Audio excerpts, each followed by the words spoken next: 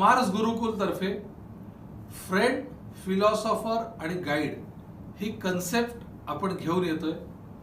या कन्सेप्टद्वारे मी आणि राजेंद्र सावंत तुम्हा सगळ्या महाराष्ट्रीयन उद्योजकांना कायम अवेलेबल असू आणि तुमच्याबरोबर आम्ही आमचं नॉलेज, नेटवर्क आणि एक्सपिरियन्स हे आम्ही आमचं शेअर करू.